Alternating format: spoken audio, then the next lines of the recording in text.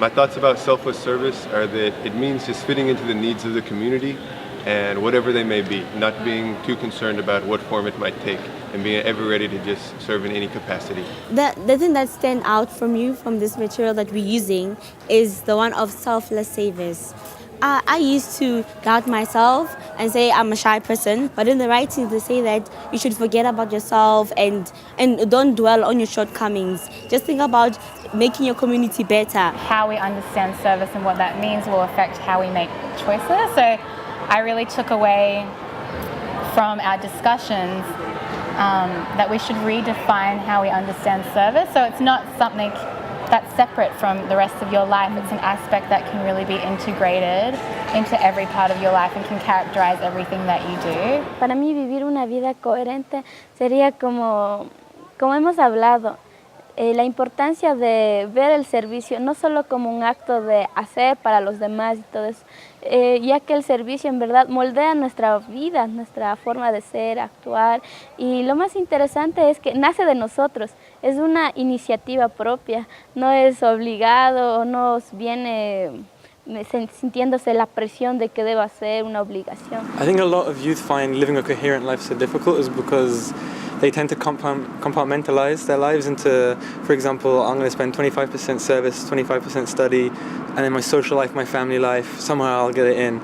But really when we have one purpose uniting all of it, it becomes a lot easier to see the reasons behind everything. And when our purpose is governed by something that we believe is higher than ourselves, for example, for me, the center of my life would be trying to apply the teachings of Baha'u'llah to the wider society, and that's the efforts of the whole Baha'i community.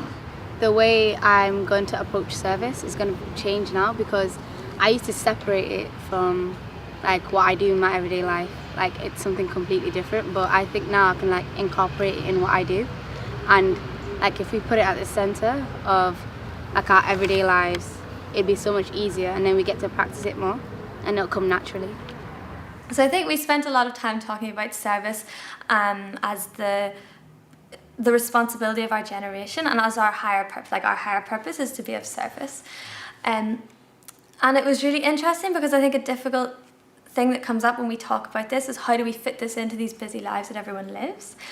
And then it's really interesting to look at this idea and this concept of coherence, because then we start to understand that it's not something we need to squeeze into the life that exists. It's something that needs to underlie our entire existence that is already there.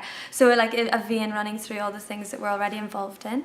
Before the youth conference, I feel a bit nervous about should I go study, working, or service together. But after youth conference, I feel that we can complement together working, study, and service. And we've learned that we need to be coherent in our everyday life, not separating service from work or study or family life. It's not a one-way track. It's not service here, school here, or in my case, motherhood and activities and things that are related to my family life. It's everything is one. I would say it has really had an impact on my life because at first I was not able to differentiate or make good choices between maybe going to school and saving. But now I'm able to understand that school and savings would go together. Il concetto del servizio quante volte veniva ripreso nei vari aspetti della nostra vita, praticamente è un atteggiamento, un modo di fare e di essere che condiziona tutte le nostre scelte, le più piccole e le più grandi, e lo ritroviamo praticamente sempre, è sempre con noi. È veramente la chiave per il successo, per cambiare questo mondo in un posto migliore.